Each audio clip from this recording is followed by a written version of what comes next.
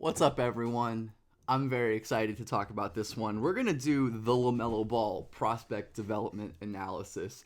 LaMelo is one of my personal favorite players ever from growing up watching him at Chino to watching him in the league.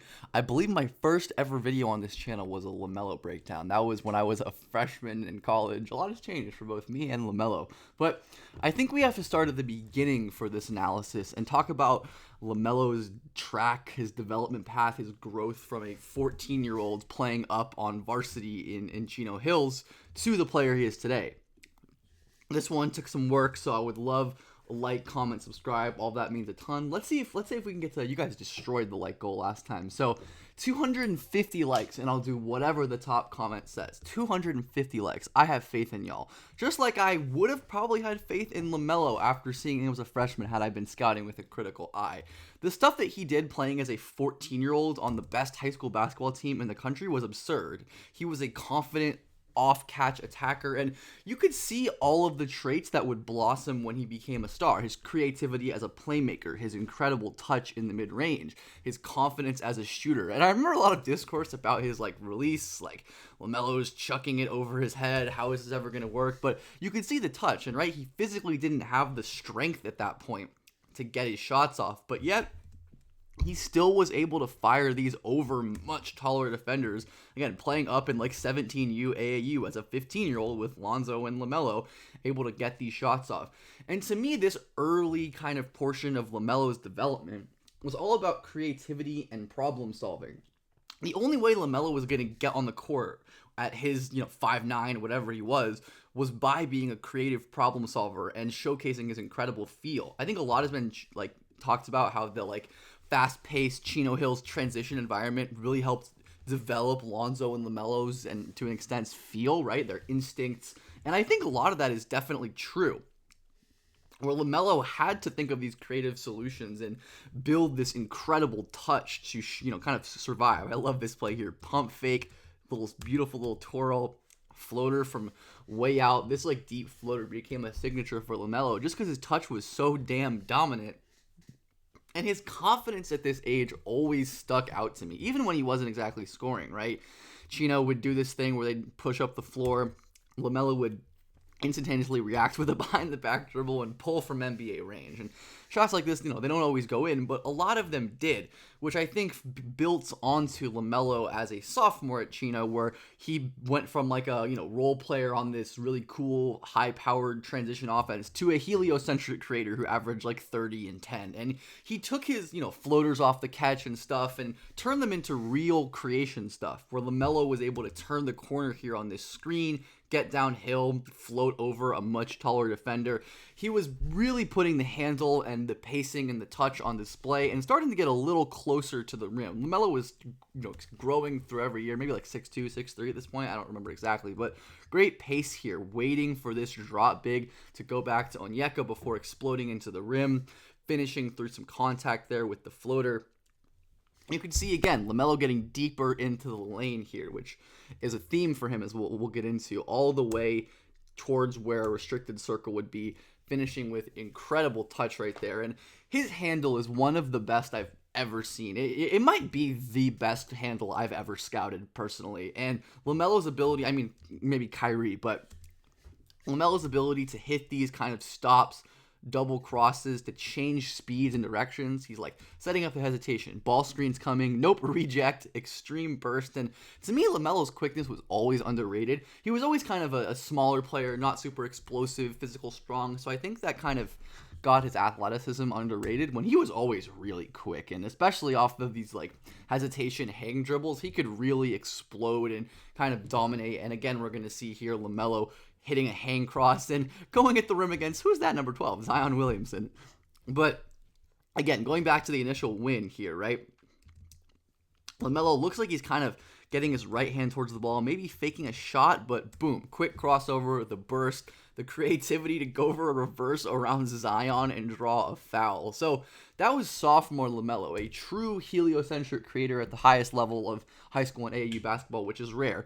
And then they send this 16-year-old kid to Lithuania because of, politics and things. And Honestly, I remember being a kid at the time and the discourse being like, oh, LaMelo can't hang in Lithuania. But some of the stuff, despite, poor efficiency and turnovers and whatever, he did as a 16-year-old in a legit pro league, right? Like the LKL is not an amazing league, but it's full of grown adults. And he was showcasing his incredible range, pulling from way deep and oftentimes stuff like this. But I always appreciated how LaMelo's confidence never wavered, which I think is such an important thing as a shooter. Continuing to work on these deep threes, which would be important for him because he couldn't get his shots off any other way at this stage, and obviously has become a huge weapon for him in the league, right? Being able to fire from extremely deep range, forcing defenses to come out and play him really deeply. And LaMelo is doing this as a 16-year-old in a legitimate pro league.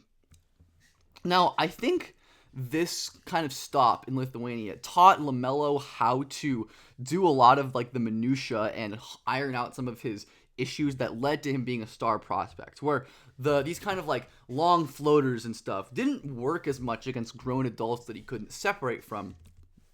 This defender can very easily flip his hips, turn with LaMelo, force him into like a really tough runner, right? LaMelo wasn't equipped to do the same stuff he was doing to high school kids to these grown men. So what did he do? He adapted and learned how to finish better with his left hand, this beautiful hang in air. And he still could get downhill, especially with the screen. Like, he's quick, he's bursty, hangs in the air, absorbs some contact, finishes with the left. Some of the best touch I've ever scouted with LaMelo. He is absurd. And of course, the passing was always on display, where I think this kind of stop helped him develop into the truly special passer that he became, where LaMelo had to be more of a playmaker, right? He had to play more of a connective role, where he was finding LiAngelo Ball and all cuts. This play was absolutely absurd. Your 16-year-old point guard throwing an offhand live dribble whip pass low. Just beautiful way to kind of destroy the hedge coverage here. The big hasn't gotten back, and nearly there's no help. LaMelo is like, I'm just going to thread this with my left hand for a wide open layup. And of course, he was doing some Chino Hill stuff, football passing outlets down to Jello Ball. But this to me led to his ascension into a true superstar prospect at Spire. I remember the first time I really actively scouted LaMelo was at Spire, and I didn't know how good he was, right? I only had like the mainstream quote unquote casual perception. And this was the time where I'm like, oh shit, he is really special. Like I said, Dylan Jones recently of the Thunder had a quote where he was like, it helps me being the guy to know what a guy needs. And I honestly think this works in reverse, right? LaMelo has had so much time not only being the guy, right, as a sophomore, but also being a role player on the freshman Chino Hills in Lithuania. So he knows what he needs from other guys and knows how to best play with other really great players, which of course is something that LaMelo has done his whole life, and I think is really going to help him in the league and continues to help him. But LaMelo is one of the most ridiculous high school passers I've ever watched. I still think about this pass to this day, where this is the craziest window. Like, just looking at this play, like, who do you think the ball is going to here, right? It's like, oh, it's probably this guy. He's wide open. He can, take a pound dribble and go. Nope, he's threading the needle to Isaiah Jackson. And, like, for 99% of players, this is a bad decision. But one, like, LaMelo has the vision, the velocity, the skill, and just the balls to make these absolutely ridiculous, tough passes that I think are the hallmark of his vision. LaMelo is the most creative passer I've ever watched, I think. Not the best passer, but I think in terms of just, like, doing stuff that no one else really does, LaMelo is the best. And, of course, he became so good at winning with his handle and his pace. LaMelo hang dribble into the paint, gets 2 feet downhill, draws this big, and just whips it over his head to Isaiah Jackson for a open shot that, doesn't end up getting converted into a bucket. But LaMelo back in this, like, heliocentric primer, I guess not totally helio, because he had, like, Rocket Watts and Isaiah Jackson, but beats his defender. The second the help steps up, LaMelo threads it down to his man down low, and we can see some of the off-ball stuff coming in. I think LaMelo's off-ball game has always been underrated just because of how much he had to do it growing up. And I think, like, the Chino Hills transition game, all of that stuff, helped develop this incredible feel where LaMelo, we can catch the no-look here, right? These defenders have no idea where the ball's going. They think it's going to this man, and LaMelo lays it down to Isaiah Jackson, who ends up capitalizing on a wide-open dunk. A ton of connection between those two, and another no-look here, where it's hard for this low-man defender to have any idea what's happening when LaMelo, he's like, oh, LaMelo's probably passing to the corner. But nope, the ball's going right past him, and Isaiah Jackson is getting a wide-open dunk. And then LaMelo just, doing a cool little lob in transition to Isaiah Jackson. His shooting was always so interesting because the mechanics were crazy. As, we remember from the very beginning of this video, right, when he was a 15-year-old, he definitely built up some, not great mechanical habits just out of sheer necessity. And those extended into his late high school career where his legs were flailing everywhere, his arms were weird, but the shots still went in. He took incredibly difficult shots and a ton of threes. I think, again, LaMelo's a great case for all of my shooting indicator theories, that volume of threes, that shot versatility, taking different types of shots, having great touch, all that stuff will turn you into an elite shooter, which LaMelo has obviously become. And the way that he turned his touch and handle into actual real driving, his patience and pace improved so much. Hesitate, explode, lefty floater over my goat Coleman Hawkins, which, that's hilarious watching LaMelo Ball and Coleman Hawkins play together in high school.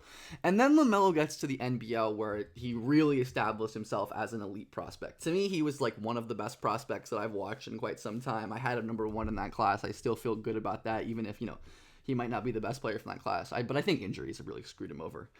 Anyways, the passing continued to be truly, truly special. And I really do think where he came from in terms of development helped him out. Or he's going to no-look again. These same kind of no-look passes that LaMelo did as a freshman, right? Laying these no-look laydowns that LaMelo would throw in transition helped develop that feel, that instinct to, now that he's playing up top as a true point guard, he can still use those same skills. LaMelo is going to stare at the wing here, drop it down to this big, and I vividly remember the bigs at Illawarra selling LaMelo over and over all the time. He would always get them in great positions. Another great no-look here that his big just cannot convert. Where LaMelo is going to use he was able to use his handle to get into these passing situations instead of just being flashy and creating, where LaMelo gets back to the right side of the screen, and even though this is a tight window, again, he's kind of staring at the wing, throws it over the top using his height as a passer, and ends up putting his big in an opportunity to score. LaMelo did this constantly at the NBL level, and it was a showcase of high level passing, more than most 17-year-olds. And important to know that basically at every single stop, LaMelo was younger than the competition. He was a really young sophomore, young junior, 17 years old, playing in the NBL, and the way that he learned to blend his scoring and passing together was so crazy, right? This looks like a shot. Looks like LaMelo's going up, but last second notices his teammate slipping to the rim, audibles, gets his man a wide open dunk. And this kind of manipulation and deception, I think, can really only come through instinct and seeing a situation over and over again. I don't think you can drill and coach this kind of stuff where LaMelo's running Spain pick and roll, looks like he's going up for a scoop, kind of blends his scoop into a lob right there. That kind of high level manipulation, I think, only really comes in. I think people will remember this play. Oh my goodness. Whereas I cannot believe this big sold that play. Probably should have been a foul, but LaMelo putting the handles on display. But look at the selflessness, right? Making this poor defender touch earth twice, not once. Gets up, falls again, and then lays it down right when this defender is frozen. Gives his man the best chance he can to score. All of this stuff was just so rare and unique for a true teenager playing in a good pro league. And LaMelo evolved as a scorer too, where he was better at using his deceleration and his touch here. As LaMelo, played adults, he learned how to mitigate his lack of strength at times, and LaMelo couldn't always accelerate past defenders, but what he can do is stop his momentum. Stop on a dime, this defender flies backwards, hang in air, and use his great touch. That touch opens up so much for LaMelo as a scorer, and it always has, right? Allowing him to snake into kind of whatever spot he wanted here. The pick and roll craft was awesome. This is a great screen flip here by his big too. But LaMelo snaking away, floating, falling out of bounds. The access to different shot windows and angles was really rare. And still at this point, LaMelo to me was figuring out what he could and couldn't get away with. A lot of these ISOs that ended up leading to nowhere, and he'd take long, bad floaters. I think this was kind of like as he's gone on in his career, he's gotten better at being more decisive, attacking downhill, and relying less on these like really tough, difficult shots that forced LaMelo to, not be in a great situation. But again, he showcased the ability to do this, where he would get into the paint with nice burst here, but this is really not a great attempt, like taking like a weird scoop layup over a defender, ends up getting tapped in by his teammate. But that's not great shot selection. But then again, we'd see plays like this where LaMelo would split a pick and roll, get downhill all the way to the rim, and his ability to split pick and rolls and get through tight windows was always absurd. Or one like this, where we see the blow-by burst. LaMelo's not settling for a long floater here. He uses his hesitation, as we kind of talked about way earlier in this video, using the hesitation blow-bys here. LaMelo getting a clean step on his defender, sees help coming in. Instead of jacking a long floater from 18 feet, he's like, all right, I'm going to jump over you.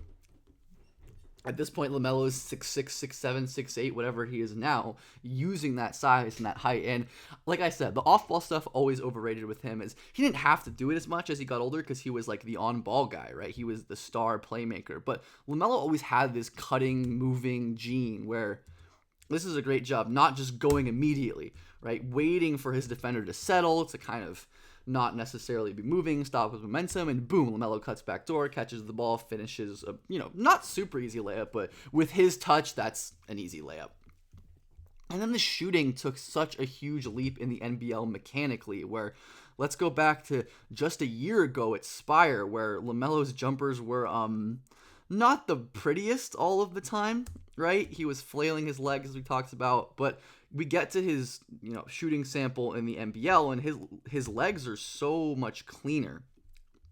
His lower body is set, very low effort jump, the elbow is tucked in, and these kind of mechanical changes have really stuck in the league. I love this play where he like hits a controlled pull-up jumper. In the past, LaMelo would have just like leaned forward and shot a weird floater, and he still does that. But LaMelo now has the control to be able to hop on 2 feet, take a pull-up jumper without being able to set his feet and not make his life so hard. And of course, LaMelo's creation off the dribble, even with better mechanics, has never left him. He can snatch back behind, stop on a dime, and from, again, about NBA range, his feet are much more set. He has a nice forward sway. His arm is tucked in. And I think that's why shot mechanics are like so overrated in terms of projecting shooting, especially at a young age. Like, LaMelo got stronger, taller, played with real coaches, and look, he ended up being really great mechanically. And then, of course, LaMelo, I actually think I had this clip in twice, but we can watch this ankle breaker again because it's phenomenal. But I really do think every stop he's been to led to the incredible player he is today. He was obviously injured a lot last year, but had maybe his best season yet when he was on the floor. And LaMelo's ability to get downhill and use his handle to stay alive has continued to progress.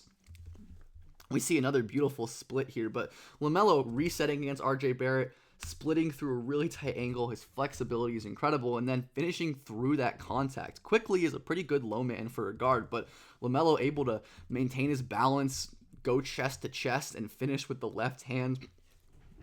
I think LaMelo's learned from seeing his struggles, not getting by guys, shooting these like long floaters, and now taking multiple dribbles, fighting through contact, still using his size and his touch and his craft, but blending that with his height and improved physicality. And I think this is going to continue to be like the improvement point for LaMelo, is using his physicality more, getting stronger, getting deeper on drives, and of course he's going to be able to split pick and rolls again. Look how tight this window is. But LaMelo gets it, lobs it to Brandon Miller. I'm so excited to watch this duo grow together. They are going to be so much fun. But LaMelo's still not perfect, right? He'll get his splits and hang in the air and kind of take ill-advised layups, where I think LaMelo would be better off taking one more dribble here and either passing out or, even shooting himself closer to the bucket. But that's something that LaMelo has shown the ability to do, like a play like this, where instead of taking a tough floater right here, which I think LaMelo has and can make, he's going to keep his dribble alive against Bam and get to the other side of the rim. So it's not just like so as LaMelo's age to me. It's the creative handle turning into a more functional handle. He's not always, having to win with crazy dribble moves and crossovers, but it's like and like LaMelo and Lonzo's development track is truly one of one. And I wouldn't advise any prospect to try to replicate it just because I don't think you can. But all of the stops playing as like an off-ball player at Chino Hills in Lithuania, as a star on Chino Hills and AAU and at Spire and in the NBL is all amalgamated to congeal LaMelo into the player he is today. I do think that freedom at Chino Hills taught a certain feel and instinct that LaMelo has used to his advantage, and then as he grew physically, saw a bunch of different coverages, played in a bunch of different roles. I think, again, playing in different roles, I've talked about the importance of role versatility. LaMelo did basically everything offensively as he was aging and coming into himself, and I think all of that has led to him being a true star at this point in the league. I think there's so much we can learn from LaMelo's development in terms of like making players uncomfortable and challenging them and having to solve problems creatively. And not every prospect can do it, right? Most prospects can't do it. If you put them in a situation where they're playing against bigger, older, faster, stronger players, they're not going to be able to succeed in the way LaMelo is. And he's a special talent for that. But putting him in those situations with the amount of freedom he had from a young age, right? Most players at this age probably need more structure than LaMelo got, but because he's one of those special feel instinct guys, I think that helped hone that even further and turn him into the monster he is today. So let me know what you thought of this video. This was so much fun to make. I really, really love LaMelo Ball. I hope he can stay healthy for a couple years, because I think he can really surprise some people, even after, already being an all-star and being as good as he is at this young age. But yeah, LaMelo Ball, he's one of one.